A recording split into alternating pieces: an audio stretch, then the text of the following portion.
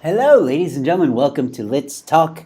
Once again, I am here with Mikhail Kanaka, we're going to chat about the Afrikaans culture. This is part three of our series where we are learning more about the Afrikaans culture. Let me also state this, Mikhail, before we start talking. I am looking for someone who's willing to come on the show and chat about colored culture, talk about all the other and any other culture really.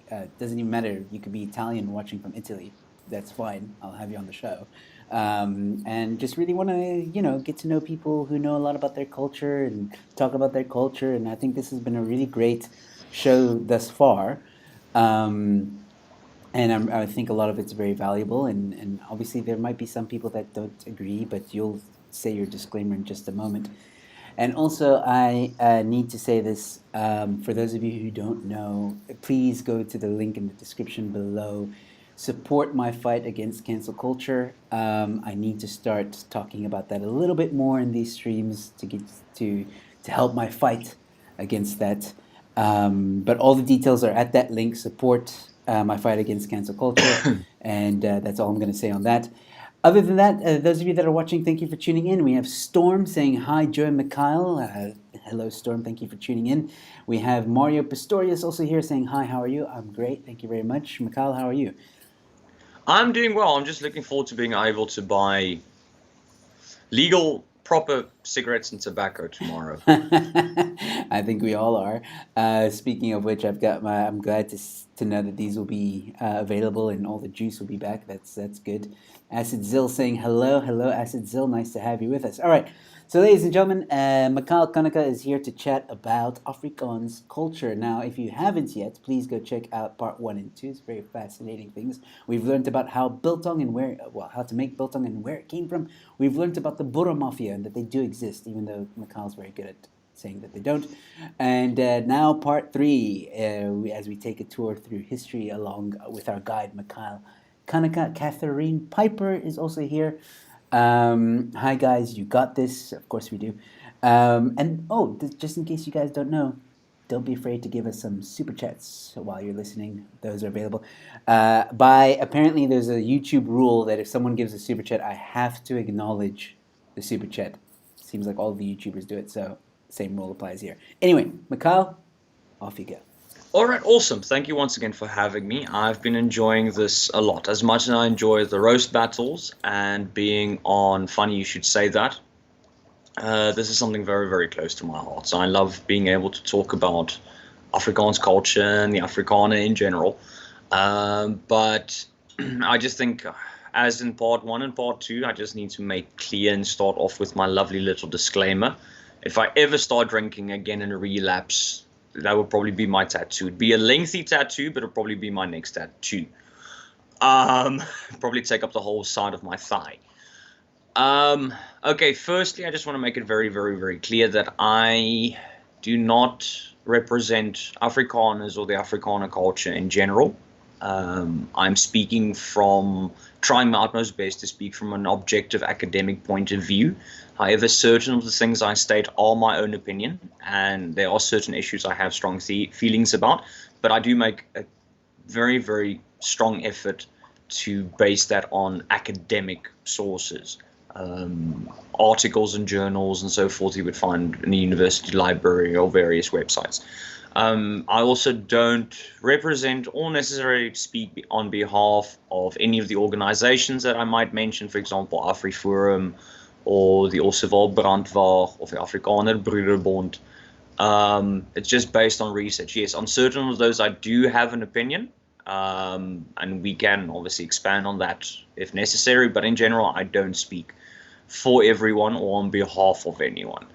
Also want to make it clear, as with part 1 and part 2, I have made 1 or 2 generalizations. It's just sometimes easier to speak in general than referring to the individual, just because the Afrikaner population is rough between 2.1 and 3 million people. So obviously I've not had the opportunity all the time to speak to everyone and speak on behalf of everyone. And obviously I will, as with part 1 and part 2, sometimes I will just briefly speak about something, as much as I want to speak at large and in detail about certain things, then you would have to rent me a lecture hall for 6 months at a university, because that's probably how long it would take to cover everything in detail. And then lastly, I just want to make sure that people understand that you can be an Afrikaans-speaking individual and not identify as an Afrikaner. It's not a prerequisite to be the one or the other. And the thing I want to make very clear, and I've been trying very hard in part 1 and part 2 to bring this across, that Afrikaner and being an Afrikaner, it's a culture, it's not a race. And historically, we're going to get into it tonight, yes, it was politicized and became a racial thing, but if you look at the history of Afrikaans, the language in general, it's a very, very mixed race and origin, language and culture. And I think people need to understand that being an Afrikaner is not, you don't need to have a certain race to play the card, it's a culture. You will find many coloreds in the Northern Cape that identify as Afrikaner and shares the value systems of an Afrikaner, usually a bit more conservative and based on the Calvinistic faith. But once again, it's not necessarily means everyone does it that way. I have come across black people in the Free State that identify as Afrikaners and speak Afrikaans as well as myself and my family and my friends. So I want to make that clear. Being an Afrikaner is not a race, it's a culture. And that's part of why we are doing this. Yeah. Now that I've done my disclaimer, and Joe doesn't have to use his super chats to pay for my bail, we can get started. Okay, so Storm saying, welcome to TED Talk, hashtag TED Talk with Mikhail Kanika. Like the car ad I had to watch before the stream, let's go for a ride. There we go. Zoom. That's Mazda, it's all right. Okay, so just briefly, part 1 and part 2, we discussed the Dutch settlers, the origin of Boers, of Boere. We discussed things like the Great Trek and the First and Second Anglo-Boer War, the Afrikaner Rebellion of 1914, the rise of organizations like the RTKV and the Afrikaner Broederbond, and basically economic stimulus for Afrikaners, and obviously the transition from identifying as Dutch to identifying as a Boer and identifying as an Afrikaner. So now we are basically hitting the 1920s, the early 1930s. And tonight's going to be a bit heavy, so I'm going to try and keep it as objective as possible, but it is a sensitive part of the history, long-term and short-term. We're going to delve quite a lot tonight into the rise of Afrikaner nationalism and everything terrible that were caused by it.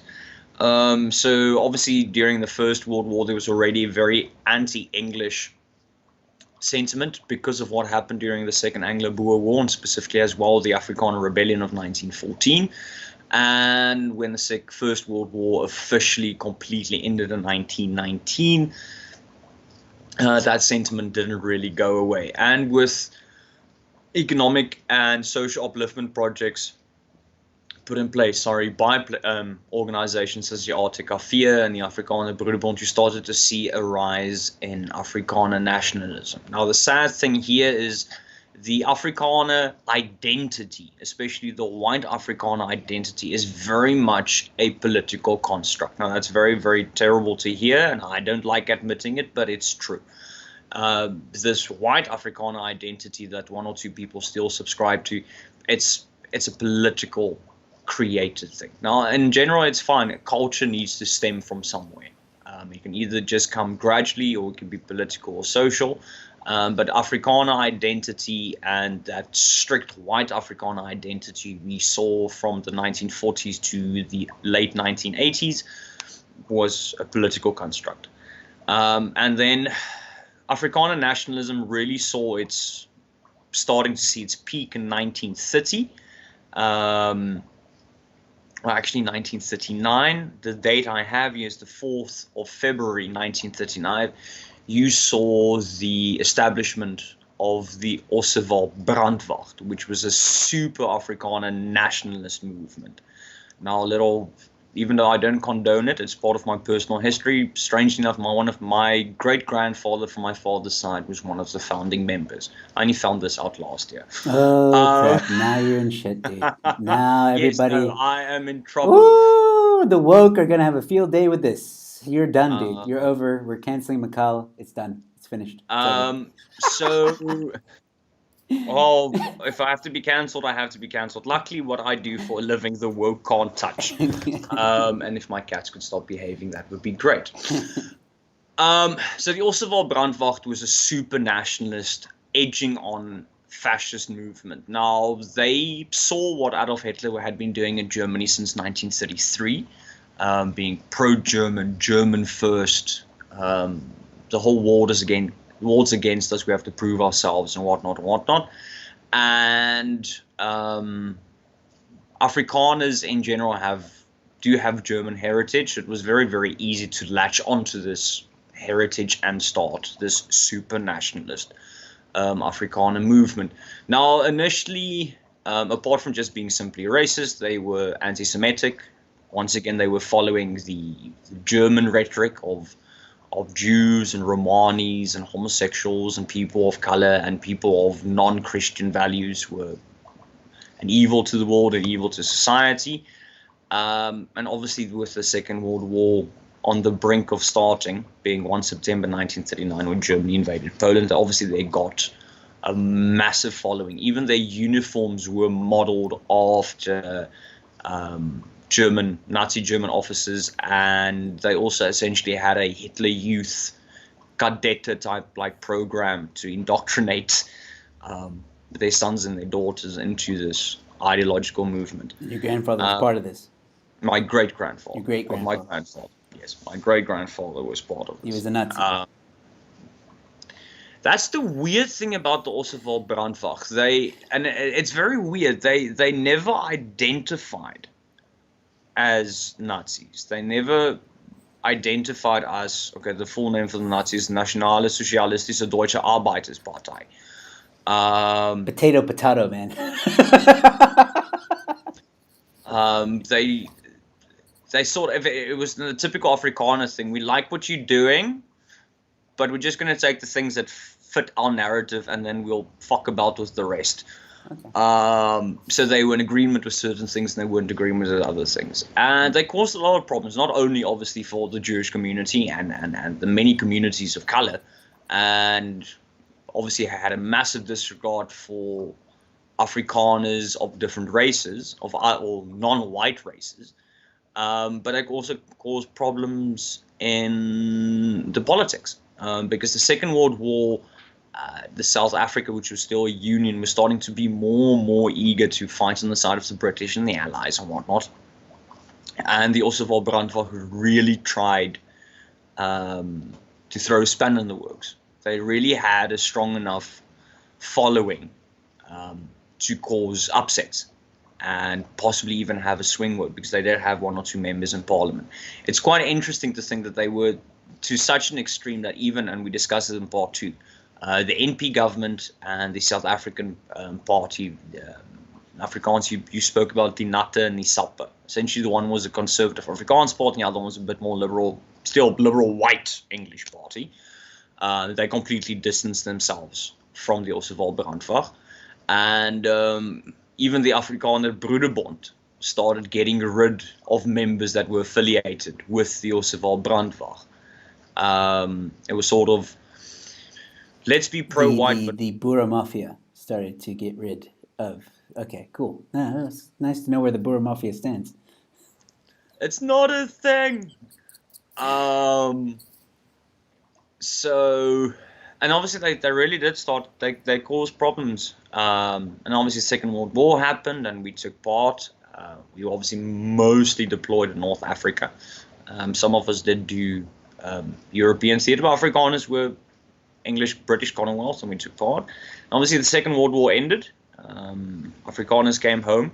And then the Ossewaal Brandwacht, being who they are and being bloody stubborn, only decided to disband another 7 years after the Second World War had ended, because that's where now the Afrikaners' stubborn belligerence comes in. yeah, Nazi Germany is not a thing anymore. Yeah, but we're going to hold out for 7 more years because this is the hill we'll die on.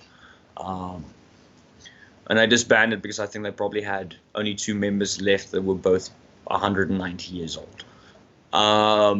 So luckily that disbanded. By 1948, the MP government came to power, and the MP government was largely a pro-white and had Afrikaner sympathy party and ruling party.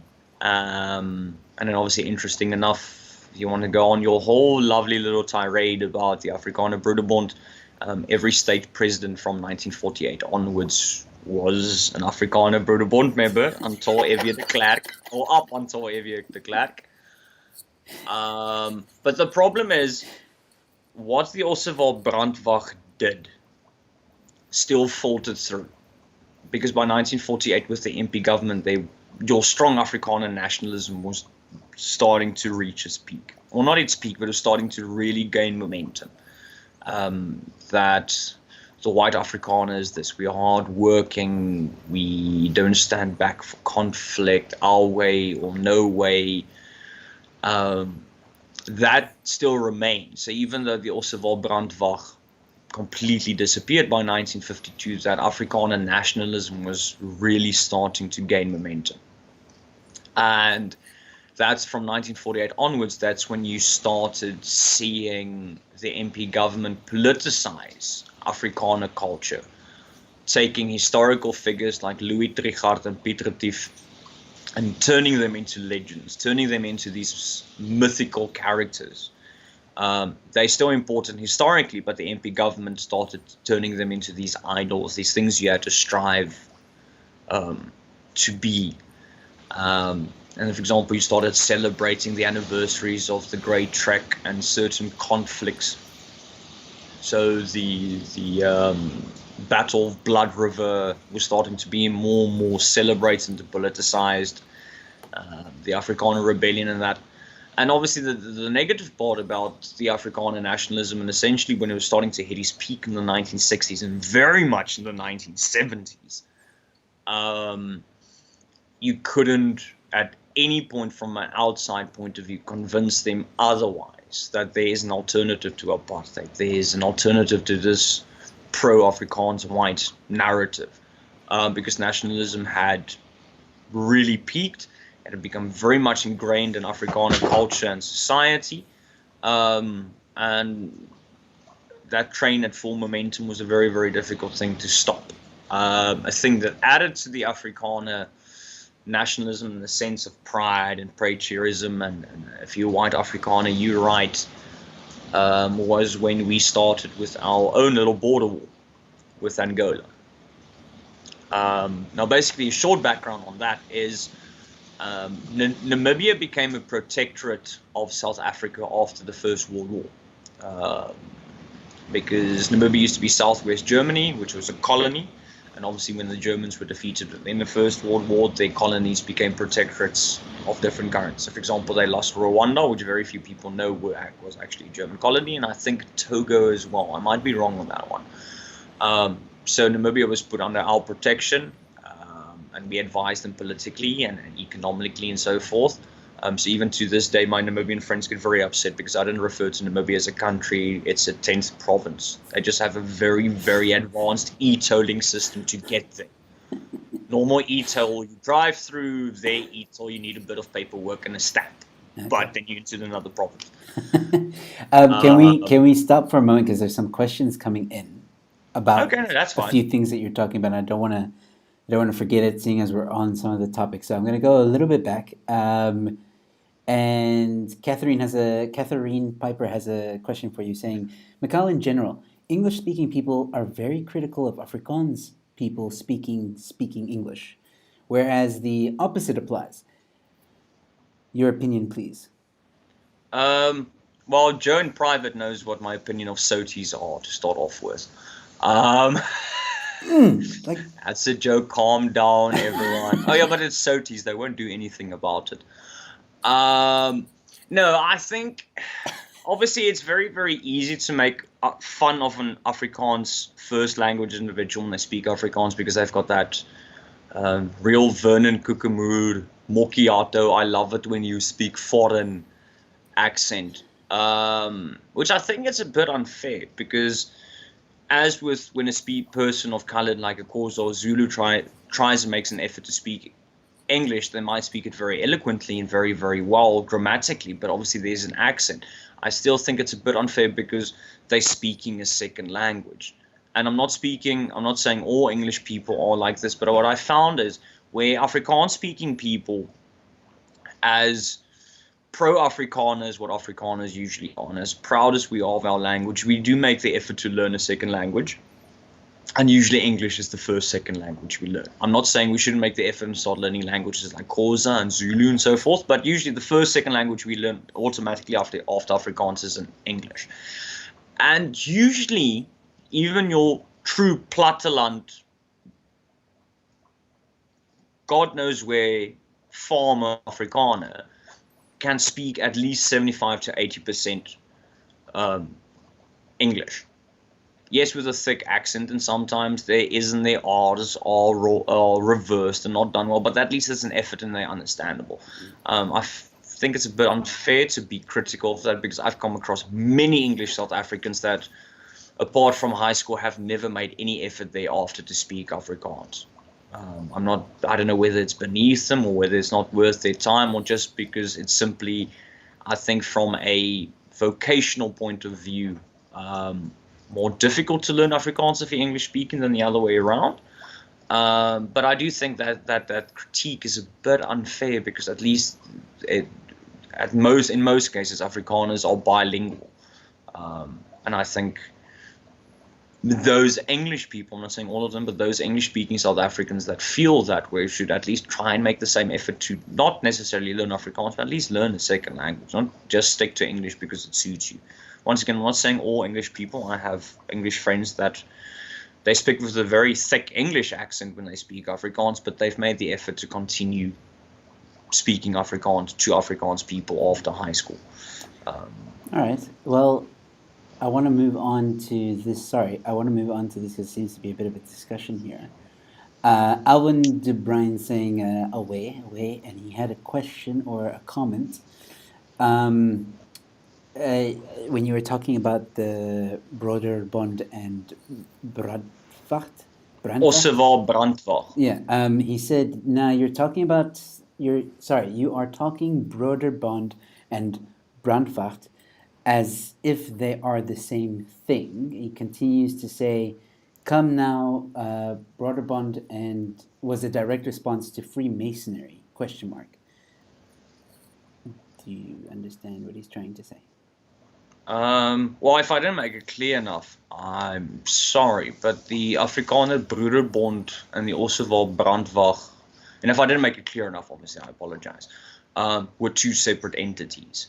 The Ossewa Brandwag was a very pro-Afrikaans, pro-nationalist, and to a certain extent pro-fascist movement. And the Afrikaner Broederbond, as we discussed in part 2, was originally started as an Afrikaner for Afrikaner economic and social initiative for upliftment. Obviously, with time, they became more and more involved in politics, and obviously from 1948 until 1994, when we became a democracy, every state leader was an Afrikaner Broederbond member. So they started moving away from economic upliftment to political scratching each other's backs. And I did say, but once again, if it wasn't clear enough, the Ossewa Brandwacht as a nationalist fascist movement was to such an extreme that the Afrikaner Broederbond firstly distanced themselves from that organization, and secondly, if they had members within their ranks that were closely associated to this far right nationalist fascist movement, they distanced themselves from them as well. So I hope that clarifies. Once again, if I wasn't clear about it, I do apologize, but I did try to differentiate the two. Yeah, it could be because Alwyn came in a bit later, but just in case we clarified it now. All right, cool. So other than that, Corlia van der Merwe is here saying hello, Joe Emilio. Hello, thank you for tuning in. All right, cool. So Mikhail, Alwyn saying nice, thanks a lot. You're welcome, Alwyn. All right, cool. So now that that's cleared up, continue. All right, so we were on the border wall. So obviously Namibia was a protectorate of ours, but they had their own political and municipal systems in place, obviously. And because it was the Cold War affected everyone. There was a whole thing about, in Afrikaans, you spoke of the rooi gevaar, the red danger, obviously communism, and obviously Afrikaans, the NP government being pro-Afrikaans and pro-white. You also spoke of the swart gevaar, or the black danger, um, which not, I wouldn't say just simply referred to black people in general, but essentially black communists. And it was very, very easy to call the ANC black communists back then, and racialize whether they were Marxists or not. It was just very easy to racialize the fact that they were Marxists. And Angola had and the various factions and communist following started pushing onto the Namibian border from the top. Now, Namibia being a protectorate of ours, the NP government thought that we need to protect democracy in Namibia from communism. So we essentially, here in the late 1960s, I might be wrong, 1960, it's either 1967 or 1968, we did what the US did with Vietnam. We first sent advisors, which is just a bullshit term for a very small force. But we essentially first started sending up police. We started sending up police forces to border and protect the top of Namibia. And obviously, as the conflict started increasing, we brought in the mandatory military service. Initially, it was a year, and later on, it was 2 years. And obviously, the military was very white, so the majority of your soldiers were white, and the majority of them were Afrikaans speaking. Now, because you had that conflict, and I think very few South Africans understand that the border war was South Africa's version of Vietnam. It was our version of when USSR invaded Russia. There was this drawn-out conflict. If you take into account the border war was almost nearly, if you include until 1990, it was 23 years long from when we started sending up police. Now, obviously, it's very easy for a ruling nationalist government to latch onto this military industrial complex. If you pro-Afrikaans, you pro your country, serve your country. Now, obviously, I have my own feelings about the border war. Obviously, any loss of life is dear and should not happen. But there's a part of me that feels we had to do what we had to do. And go on, but that's a discussion for a different day. But obviously, with this conflict going on and having your standard military conscription either straight out of matric, or you were allowed to first finish your studies, whether that is at a university or you went to a technikon, or you went to a car dealership and did your 3 years of apprenticeship. You were either straight out of matric, or you could finish qualifying and then go. But obviously it was mandatory, so if you tried to go AWOL and skip, you were thrown in prison. And you weren't thrown in normal prison, you were thrown in a military prison, which is so much more fun. Yeah. But obviously the Afrikaner nationalist machine and the propaganda machine obviously latched onto this, because strong white Afrikaans men are fighting for your freedom. Propaganda that you can argue that with Afghanistan and Iraq the years were still pretty much doing. It just didn't add a white in front of it. But it is usually easier for political system, which is empowered, to latch onto this military propaganda and filter through society. And obviously, with the height of the 70s and the height of Afrikaner nationalism, that's when you truly started seeing the ANC and the military wing, Mkhonto Sizwe, or the MK, starting to do strikes against the MP government, the planting of bombs at banks and malls and so forth. And obviously the MP government and those in power latched onto that, and it sort of counteracted as well. It brought attention to apartheid, but it also gave the MP government more fuel to knuckle down. And the fact that we had knowledge that a lot of MK leaders or military figures went to countries such as Cuba and Russia to go for military training.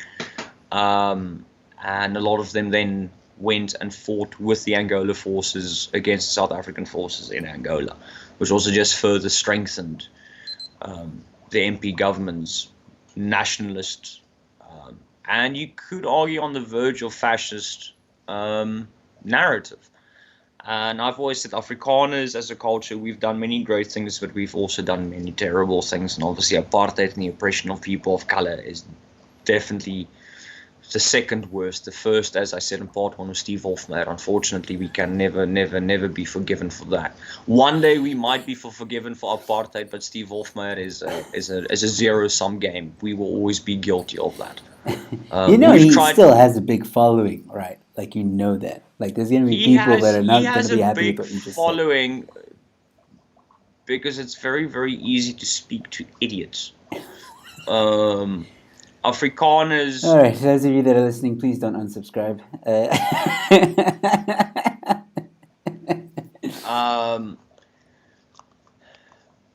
Yeah, he has a great following. I don't have a problem with people following for his music, because he's doesn't have a bad voice. He's actually a talented singer. He does have a vocal range. Obviously in South Africa, with any form of music, it's easier to latch onto pop music because it's quick and it's fast and it's fun. And because Afrikaans, okay, I don't know so much about, I haven't experienced it myself, but usually your white Afrikaners love sokkie and langarm dance, and Steve Hofmeyr is a lot easier to bang out music and hits for langarm and sokkie. But he actually doesn't have a bad singing voice. For example, he did a Neil Diamond cover album, which is actually very, very, very good. It's those followers I don't have a problem with. If you follow him because you enjoy his music and his vocal range, or you just simply love Afrikaans pop music, I don't have a problem with that. There's people that stand by him when he basically makes blatant racist tweets. And as we've discussed, as much as the far left say uneducated, unresearched things, Steve Hofmeyr is also very, very guilty of this. He'll latch onto an issue, take it to the far end of the spectrum, and then spout it, but he hasn't done the necessary research behind it. And unfortunately, the people that follow that are the dangerous ones. And those are the people that are damaging the Afrikaner cause. All right, well, Christo saying all his followers are his children. Well, he's not really wrong, though. I do like that. This is the only person in history that has franchised orphanages. What? Okay. I don't even know how you do that. All right. Hofmeyr views are weird. That's from someone, Jeff, who's tuned in. Look, I think Hofmeyr will always be, you either like him or you hate him. But maybe, okay, I'll ask you again. Just remind me, Steve Hofmeyr, BLM, at the end of this, towards the end, if we have time for it, I want to get your opinion on something. But let's move on. We'll give that 10 minutes because that's me a good comment. That's going to be long. So we might have to do a part 4. Okay. Which I'm not complaining about. I like talking about this topic. And obviously, and to get back, so you had the MP government in power. We had Afrikaner nationalism was very much fueling the Afrikaner community and the society in general. And obviously the bad point is that more and more laws with regards to people of color and non-Afrikaans speaking people became more and more stringent. And because the ANC in response, and people like the Inkatha Freedom Party and so forth, and the UDM started to become more and more violent, to be heard, it drew a lot more international attention. And then we started getting the sanctions. Now, the sanctions, on one hand, were good because it pressured Afrikaans South Africa to start making effort to bend the knee, but on the other hand, it also started making us a bit more stubborn than we usually are. Because why should foreign countries tell us what to do and what not to do? For example, a lot of Italian companies like Alfa Romeo and Fiat chose to withdraw. Okay, on the other hand, that's not a bad thing because a Fiat only lasts like 2 years, and then you have to sweep it and put it in a bin because it's rusted to shit.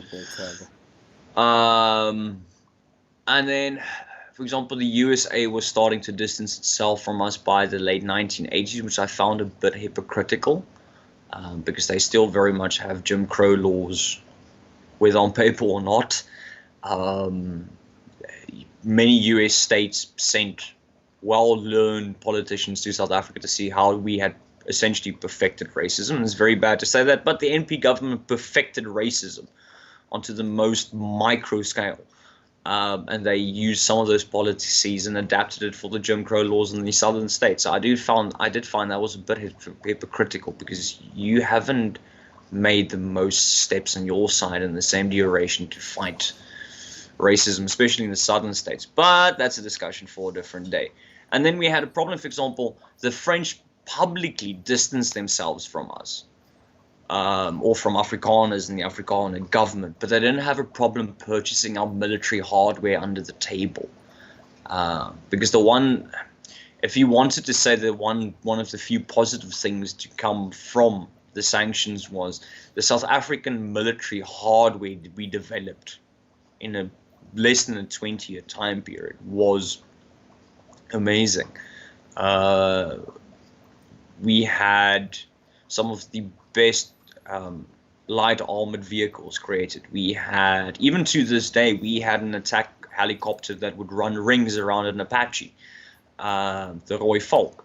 Yeah, but let's be honest. The current army don't really know. No, it doesn't mean they know how. Doesn't mean they know how to operate the bloody thing. But even if you still park them next to one another, Roy Falk is a superior flying tank than what an Apache is. And then we could have won the border war, but politics got in the way. So historically, the border war was a draw, because both sides withdrew. And Namibia got its independence and became a democracy in 1990. It was pressure from many sides. And Afrikaner culture sort of, I don't know, on the one hand, stagnated because of the MP government and the sanctions in the 80s, and how Afrikaner culture, or white Afrikaner culture, started to become toxic, because a lot of movies and music and types of art were banned. They were censored. Now, the problem is that the knock-on effect is you might have a South African rock band that wants to see if they can be influenced by someone, but they really can't, because the music that could influence them has been banned. Sugar Man, the song, was banned. The Rocky Horror Picture Show was banned. Another Brick in the Wall by Pink Floyd was banned. AC/DC for a certain stage was banned. For example, my father-in-law, my lovely wife's dad, his first corporate employment was at the SABC, and he still has cassettes, records, and CDs where there's been marked what songs you're allowed to play on air and what songs are not allowed to be played on air. He still has some of them at home. On the other hand, it was good, because Koos Kombuis and Valiant Swart and Johannes Kerkorrel started something called the Voelvrybeweging. And I think very few people knew this, but you had Afrikaners that were anti-apartheid. You had Andre P. Brink, the poet and writer. You had Bruiten Bruitenbach, the writer and poet. And then you had Koos Kombuis and Valiant Swart and Johannes Kerkorrel were together in a band, and the movement became called the Voelvrybeweging. They were essentially a rock band that spoke out against the MP government. Not only in their music, but their behavior. I remember they performed, when my mom was in university, they performed at Potchefstroom. And the only reason students went to go watch them is because they had heard someday that Koos Kombuis on stage dropped a P-bomb. Because this was now unheard of, that a rock concert at a university, someone drops the P-bomb. But that's just a snippet of what they did. Now, the government didn't ban them because the government thought, they're just speaking to students. It's okay. It's not really going to be the end of the world. But they actually had a big movement. So by 1994, a lot of people, surprisingly more Afrikaners my parents' age than people realize, were not necessarily pro-NP. They weren't pro ANC, but they were starting to realize. They realized from university here from the mid '80s that MP government is not really the goose that's going to lay the golden egg. And the Voorvrij beweging, purely through music, helped. I can't say how many, but definitely influenced young student minds to have a slightly different opinion. But on the other hand, we need to get this when we, just a few years earlier, when we were talking about the height of apartheid and the MP government, pro-Afrikaner white nationalism. We had the establishment on 16 July 1973.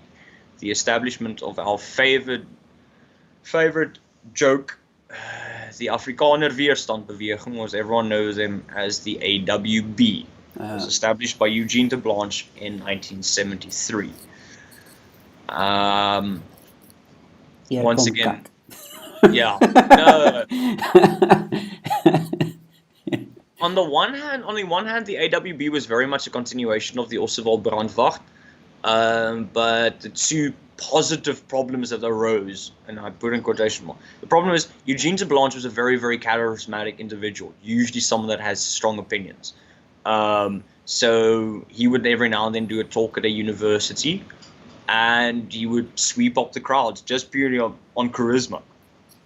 So that's the one problem. And then secondly, because they were established in the early 70s going on to the mid, their membership grew very, very quickly.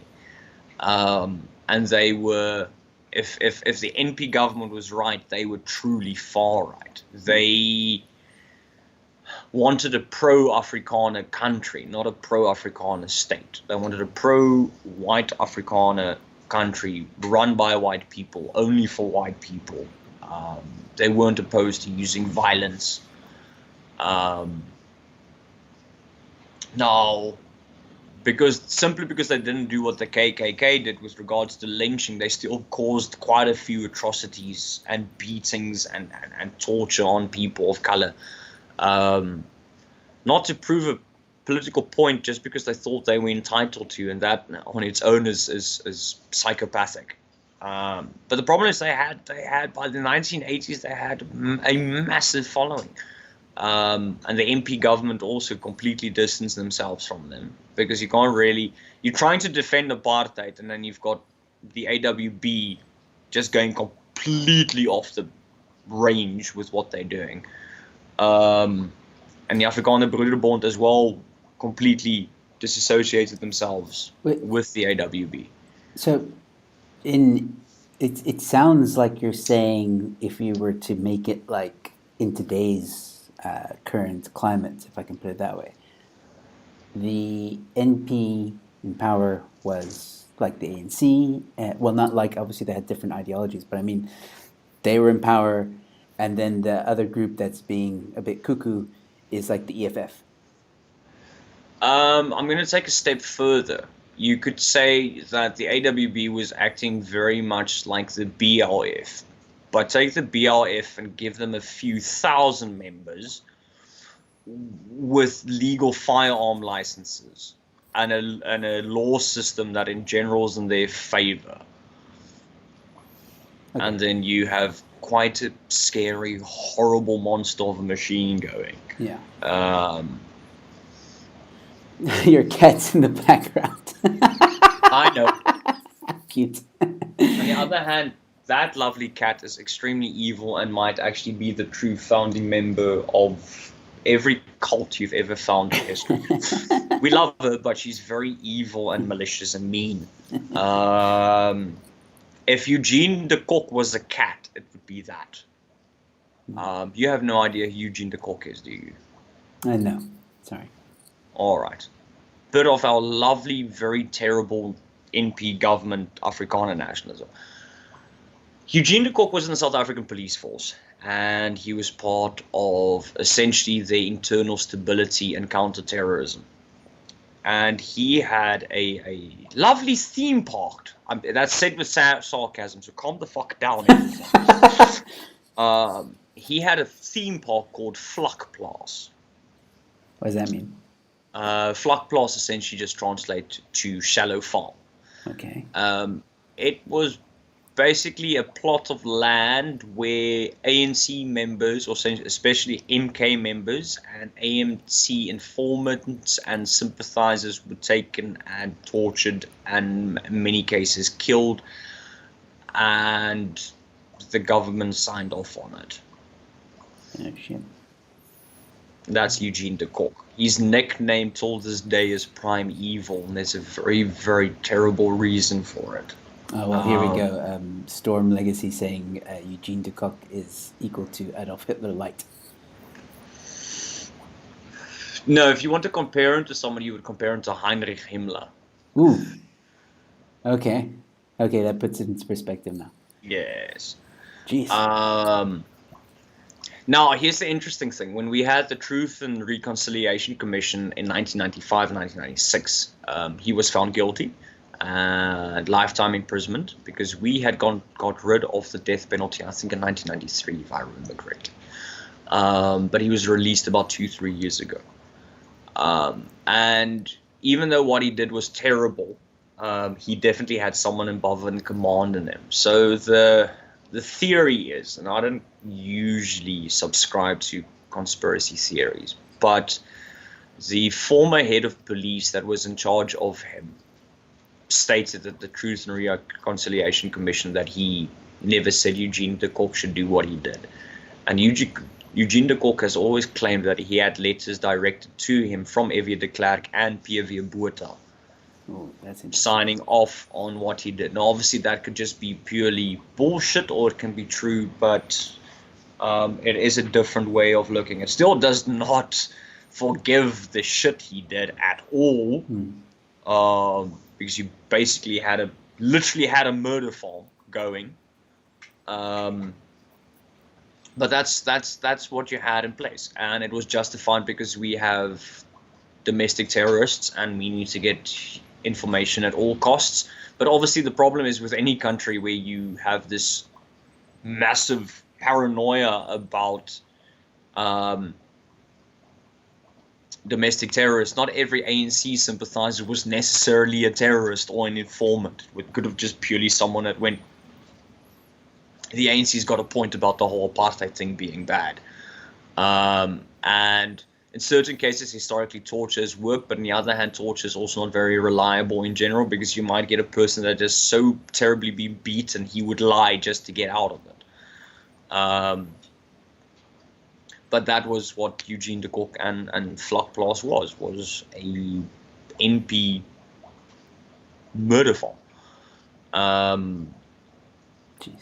Now, you could make the argument, do you know roughly how many people were killed in that murder farm?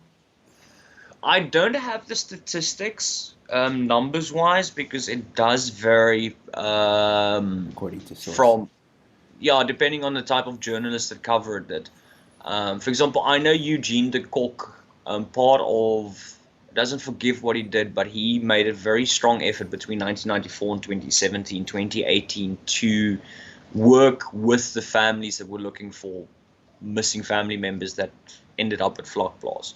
So quite a few of those bodies were recovered and given proper burials. So whether it was to free his own mind of guilt or just to cop out of prison, I will never know. You would have to sit down in front of him and ask him personally. And even now, the idea of the man scares me shitless. I'm not really sure I want to sit down in front of him. I'll have him on the show. It's fine. Skype's fine. I'll have him on the show. But obviously, the police officers under him didn't always necessarily disclose where they discarded bodies. So saying, but he helped find 28 missing people, that doesn't mean that it was just only 28 missing people. Yeah. It could be more. So no, I don't have the exact numbers, and I think the exact numbers for quite a while will still probably go to quite a few people's graves with them. So and that's, like I said, that's why tonight was going to get heavy, because the Afrikaner nationalism became a very, very ugly machine.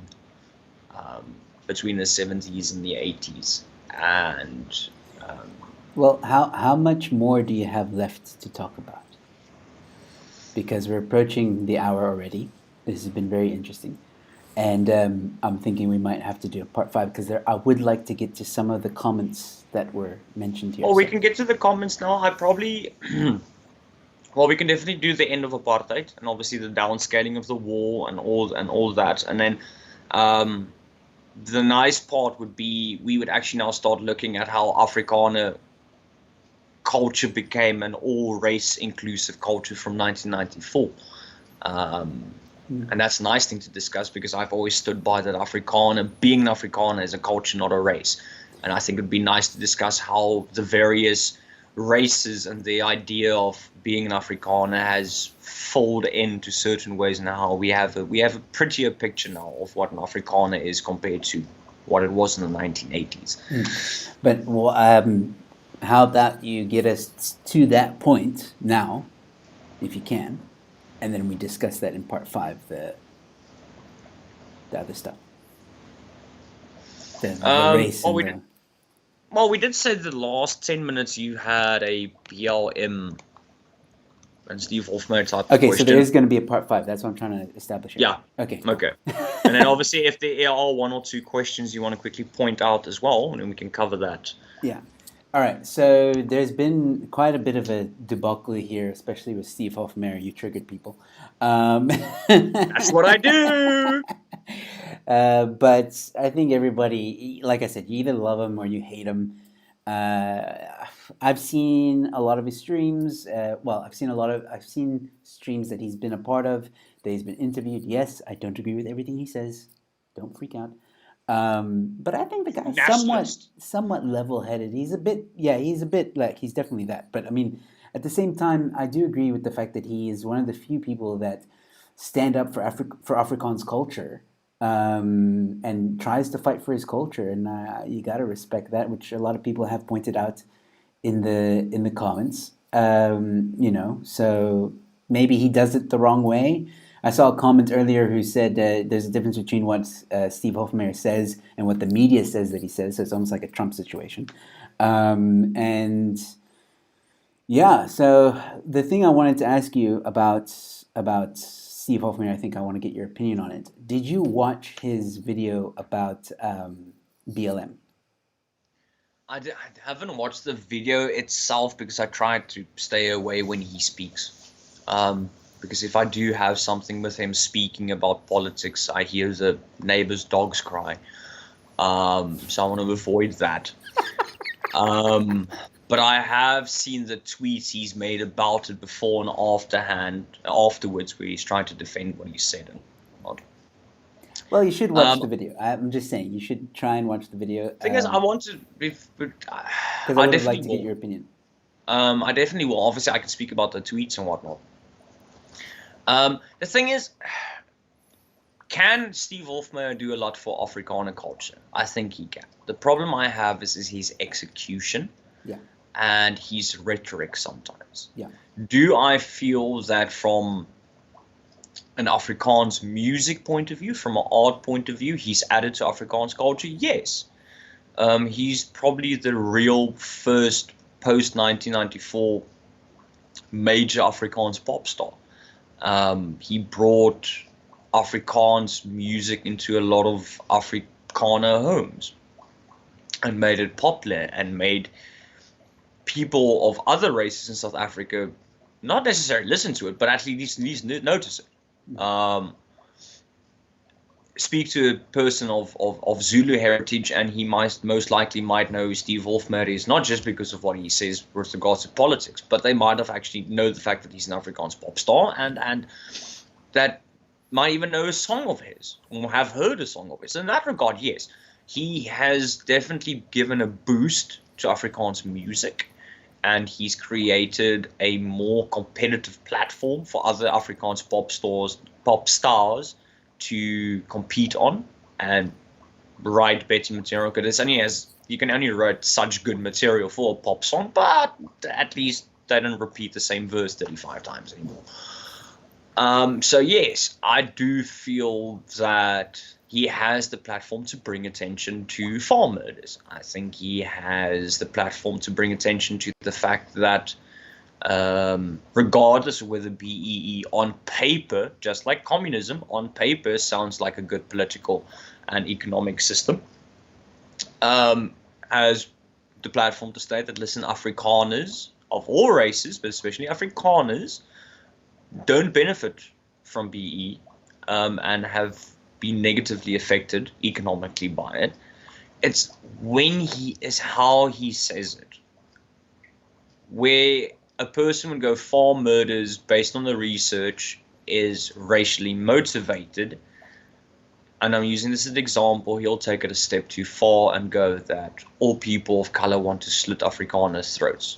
You see the discrepancy between what should be said to draw attention and what he said and what draws attention.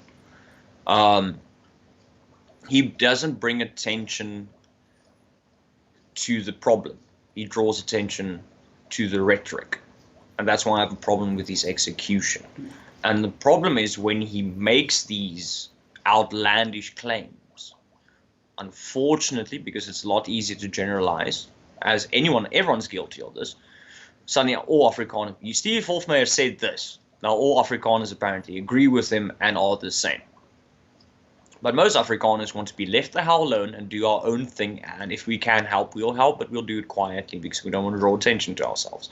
We like being left alone, as we've been trying for the past 200 bloody years, just to be left alone. And then he speaks, and then we're in the spotlight again. And that's the problem, because every time we take a step forward in this, hopefully one day a rainbow nation, he says something and then we take 2 steps back, or at least from society's point of view. So that's the problem I have, is with his execution, because I don't think he does the research before he speaks. He feels strongly about Afrikaners, as I do, but he knee-jerks immediately. He won't sit down for 5 minutes and think and read and then get on his soapbox. He just knee-jerks and jumps on his soapbox. Well, I think you might be a bit impressed with the BLM video. I mean, he points out some interesting things, which is why I wanted to get your opinion on it. So maybe in the next one. I just want to say, I think Hansel said it quite nicely for you, or in agreement with you. Steve is too reactive. Social media is not kind to people like that. But like, I think the part like where she says, or he says, too reactive. He is too reactive. I've seen him on Twitter being too reactive, and even I'm like, Stevie, no, don't do that. Don't say that. Don't. What's this? Mikhail, you should know that Steve contributed to the ATKF long before all this shit. That's from Alwyn De Bruyne. No, I know that he's not only made financial contributions to the Arctic of Fear, but he's at some stage was a spokesman for them. He did a lot of shows in their name, and their various sub-charity organizations that they run and so forth. Once again, I'm not disregarding the fact that he has had a positive effect on Afrikaans, the language, and the Afrikaner culture. The problem is that he also says enough negative things. Because making Afrikaans cool in a music sense, yes, that's great. But being super reactive immediately on social media because there's something you don't agree with. And now remember, it's you have your right to do that. If you want to knee-jerk, you're allowed to knee-jerk. It's not my place to tell you not to. But because he's such a massive public figure, because he's such a massive Afrikaans public figure, such a massive Afrikaner public figure, you can't always knee-jerk like that. Because people are automatically going to associate the normal Afrikaner with him because he's now become the mouthpiece. And I do sometimes feel that he has thought of himself as the mouthpiece for all Afrikaners and Afrikaans speaking people. He doesn't come with the same lovely disclaimer I do. Well, that I can kind of agree with. Alwyn saying, you must tell me what the ACKF is, and I'm not sure if this is an Afrikaans word because okay, it's probably an English word. Outlier. He keeps on saying Steve is an outlier. Outlier. O-U-T, Lier. outlier. Outlier. Okay. Um, in most cases, he is an outlier because not all Afrikaans musicians think that way. For example, Emo Adams is definitely not white, but he's an Afrikaner. Emo Adams doesn't think the way he does. Steve Koos Kombuis definitely doesn't think the way he does. TNC Jordan doesn't think the way he does. The problem is because he's the loudest voice in the bunch, the normal guy on the street thinks that he's not the outlier. Most Afrikaners think, no, normal Afrikaners of any race, the culture in general go, Steve Hofmeyer, great music artist, sometimes says dumb shit too often. He is definitely not part of a larger group of musicians that say these things, but unfortunately he's the loudest. He's the loudest Afrikaans pop artist. He's the most recognized. And that's where the problem comes, is that when he speaks, it causes problems. Yeah. Just on the last note now, ATKF, what is that? En neem aan ATKV, so it's actually ATKV. So ATKV is the Afrikaans Taal en Kultuurvereniging, the Afrikaans Language and Culture Association. Oh, okay. I know that. Okay. Yeah, we spoke about it in part 2. Yes, we mentioned it. Alrighty, well, we've hit the hour, so there will be a part 5. What's up? Tell us very briefly as possible, a synopsis of part 5. What's left? Okay, so part 5, we'll quickly, just very, very, very shortly discuss basically the slowdown of Afrikaner nationalism and this white Afrikaner identity as apartheid started coming to an end, and then we can start getting on the very happy, positive conversation of how Afrikaner culture became a lot more inclusive, like it should have always been, with people like Emo Adams and Alwyn Breinders. For those that ever watched Vetkoek Paleis, he was Sheridan. Who's it? People of the Palace. Love it. And great people of color that were rugby heroes that were Afrikaans, such as Brighton Paulse and so on and so forth. So then we can finish off with, we have always said Afrikaner is not a race, it's a culture. We are from 1994, you've started really seeing it. I still think we have a way to go, but it's definitely becoming more and more apparent that being an Afrikaner it's a cultural thing. It's not a race thing. And that's a nice conversation to have. Yes, I think that's going to be a good way to end off as well. But just so you know, we probably will be doing a part 6, but that will be a Q&A, because I know there's some questions I didn't get to here. So we will go back into all the streams from part 1, and we will, anything that we didn't address, we'll bring it up in the Q&A, and then you guys can join us and ask us questions as well. So Chico, as we're ending off, says, now I want a vetkoek. And because he said it, now I want it too. Can't blame him. We actually have a place close to our house that's called Vetkoek Paleis, and they make banging vetkoeken. All right, buddy. Cool. So this was, again, a great little history lesson. I really enjoy these. I think a lot of people can learn from this series, so to speak. Again, I just want to remind people that are watching, if you know anyone that is willing to come onto this show and talk about colored culture, Swana culture, Zulu, Xhosa, like any and all cultures, even if you're in Italy and you want to talk about Italian culture, that's fine too. Skype is amazing.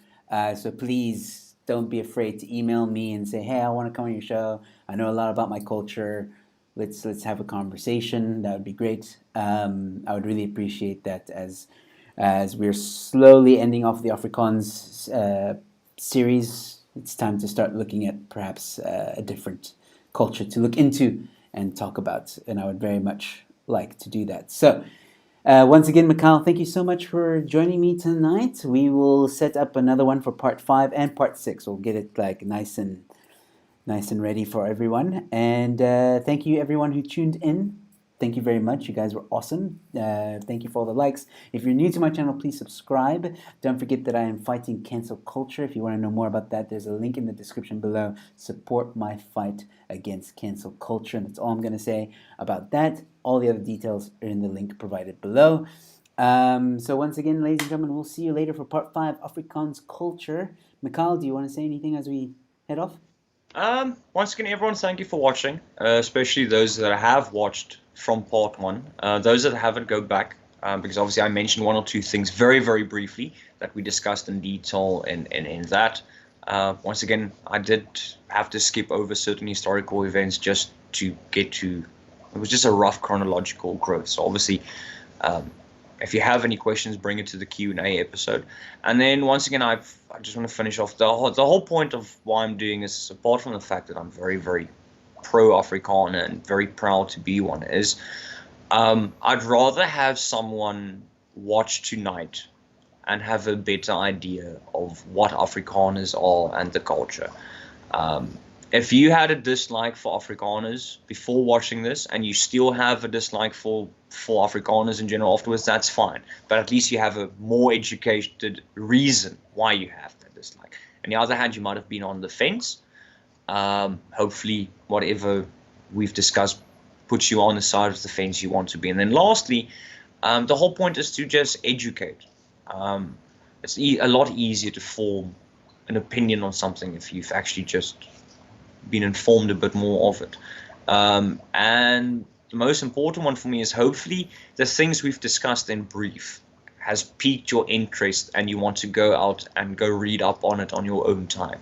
So if you ever wanted to discuss or read up about, for example, the Afrikaners being put into concentration camps during the Second Anglo-Boer War, now you know where to start. Now you have a topic, and now you have that as a springboard to go forward. So that's the whole point of this. I love talking about my culture, but I also hope that it's educated just a slightly bit more, that you have a slightly better formed opinion, because I think that's important. Awesome. Especially in a country as vivid and as wide culturally as ours. Yeah. Which is why, again, I'm doing this with you as well, and also I'm open to having other cultures or other people from different ethnic backgrounds and cultures to come onto the show and talk about their culture openly and honestly. And, you know, if there's some, I read a comment here, someone saying, it was Donwin who said, colored culture cannot be defined with history. And that's fine. If there's not really a history conversation in it, that's okay. But there's still, you can still explain colored culture. I mean, if you know a lot about it, so just explain it in whatever way that takes. So be it, and we'll ask questions, and people can get to know the culture, and that's what this is all about. So yeah, once again, Mikhail, thank you so much. Thank you, everyone who listened, and remember, stay safe, be kind to one another, and I'll see you at the next one. Good night, everyone. Hey guys, if you enjoyed the video, please give it a like and a share. That's how my content gets out there. Also, don't be afraid to comment. I usually do respond to the comments in the comment section below. If you want to support my channel, please go to the link in the description below, support my channel, and you'll be taken to my website, which has all the details. Also, if you're new to my channel, please subscribe. Also, feel free to check out the links below to my social media accounts. Give me a follow, and I'll see you at the next one.